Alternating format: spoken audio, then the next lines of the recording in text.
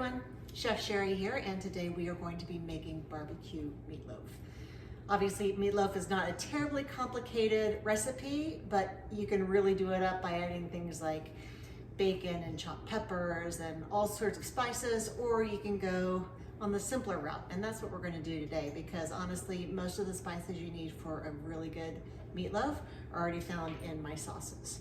So you can make it with either the bourbon barbecue sauce or the smoky brisket, depending on what you're in the mood for. So the smoky brisket will give you a deeper, more peppery flavor, and the bourbon barbecue will give you a sweeter taste with definitely that bourbon afterkick to it.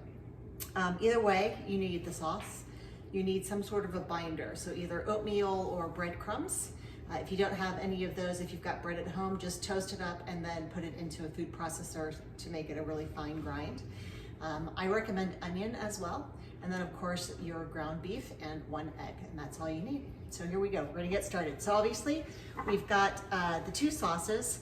I'm more in the mood for the smoky brisket today, so that's what we're gonna be using. I've already got the first part that I need portioned out. I wanted to take the chance though to show you how to easily dice an onion. I know that's something that a lot of people struggle with, and I'm going to show you how to do it easily. Okay, first, onion. This is called the root end of the onion. So before you get started cutting, obviously we want to peel off the outer layers, which I've already done here. I also like to cut off this end. I'm just going to discard that away as well. All right, so now I've got a nice flat surface that I can put it down to cut. So you never want to cut the root off, because that's actually what's holding all of your layers together, and you'll see in a second why that's important. But you want to take your onion and just cut it halfway through that root. It looks like this now.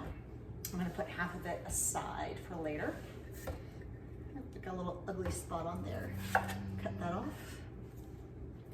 Okay, so we've got the half of an onion. What you want to do is you want to make 2 slits. So one about 1/3 of the way up, and one the next 1/3 of the way up. You're going to take it, you're going to just cut all the way through until you get to right around the root. You want to make sure that you don't angle down, otherwise you'll just cut right into your cutting board. So let me make this other cut. Sometimes, depending on the size of the onion, you might actually be able to get a 1/3 slice, which I probably can on this one. All right, so now it's there. Now you're going to come back around, and now you're going to make your vertical slices, and you want to make them, about 1/4 inch or so in length. So cut down, and if you see little pieces start to come off at the beginning, that's okay.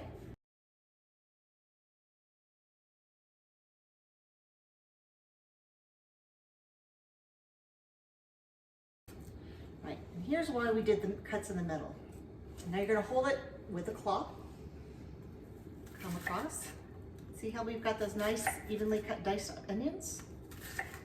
Simple, right? So I'm only going to cut to right about here, because that's all I need for today.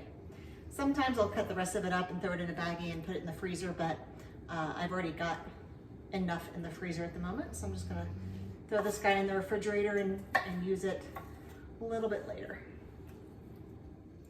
Yeah, put him off to the side for the moment. All right, so now I've got the onions for the recipe. Again, putting together the meatloaf, super simple. You take 1 pound of ground beef.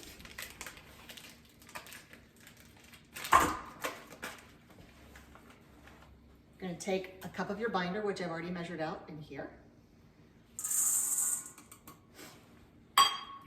You take your sauce, so this is 2 ounces of sauce. Use that. And then take your onion. It calls for around a 1/2 cup or so, so we'll just estimate. That's roughly a 1/2 cup. And then of course your egg.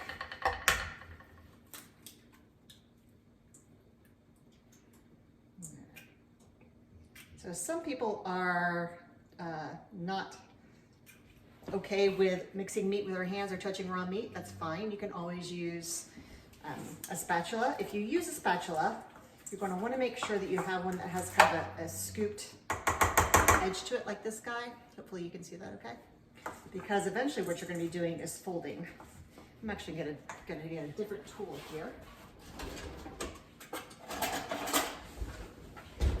So I've got this guy who's actually really good at just mixing things together. Pull this out of the way so you can see. What this is doing is it's just breaking up the ground beef into smaller chunks. And then once it's in a small chunk state, then I will go back to the spatula. But again, most people prefer to use their hands. Another option if you want to use your hands, but you don't want to get them dirty, is you can just get some kitchen gloves, some disposable kitchen gloves, and use those. It's looking pretty good now.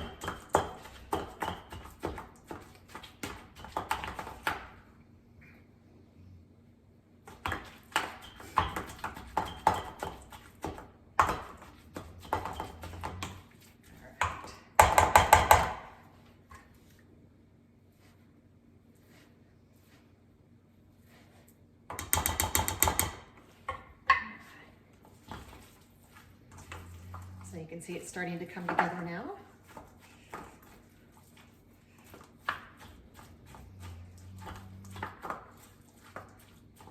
And by the way, these are the best bowls to use in the kitchen. They're so lightweight, easy to clean, and you can pick them up from any restaurant supply store. I have them in 4 or 5 different sizes, probably 3 or 4 of each size. Use them all the time. All right, so we're good here now. Meatloaf is ready to go. So here is the pan. If you don't have a stoneware pan, make sure that you line your pan either with a nonstick spray or aluminum foil or something to keep it from sticking. The meatloaf will not stick into stoneware, so we're just gonna pour it in.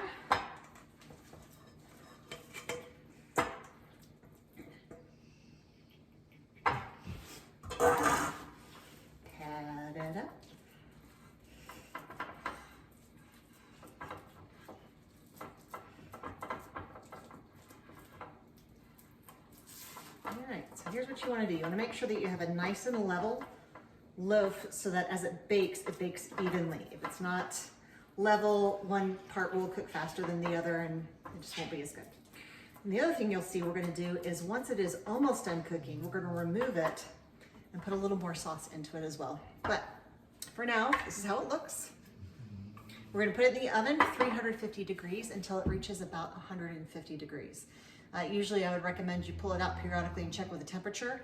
I actually have a remote temperature sensor that I use, mostly use it on my green egg smoker, but I'm going to use it for this today as well. So I'm just going to stick the probe in and this will let me know when it's hit 150. We'll pull it out, add the sauce on top, stick it back in, and then it'll be done.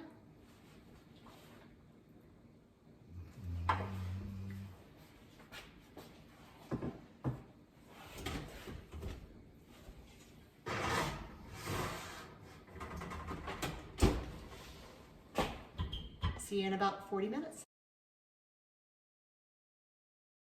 All right, it is out of the oven. Hopefully you can see how yummy and delicious that looks. One thing, if you use a meat that has a high fat count and you've got a lot floating on the edges, you can always pour that out before proceeding with this next part. But mine is looking pretty good. I tilt it, there's only a little bit. That'll be fine. So last part. You're going to take your remaining 4 ounces of sauce and pour it on the top.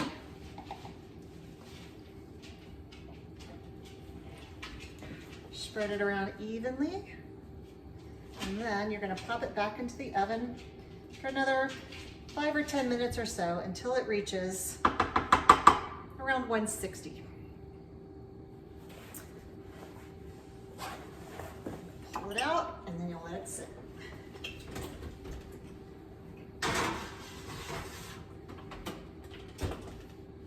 Back in it goes, 5-ish minutes, and then we'll pull it out and show it to you. It is all done. It is out of the oven, and if you look, you can see that the sauce turned into like a beautiful barbecue glaze. It's so yummy. I actually already had a little bite of it. Another option, if your meatloaf is at the temperature you like, but you still need to put the sauce on top, is you can just put it under the broiler for 3 or 4 minutes on high instead of putting it back in at the 350 degrees. That's what I ended up doing because my meatloaf temperature was kind of climbing quickly. So I threw it under the broiler really quickly, got it nice and kind of caramelized on the sauce, and it is all good, ready to go. As you can see, it's holding together very well. That's often the problem with meatloaf, is it'll be a little too dense or not enough binder. This ratio seems to work really well though. That's it for now, and I'm actually gonna leave you because I'm going to go have this for my dinner. So I hope you guys have a great day, and I will see you next time.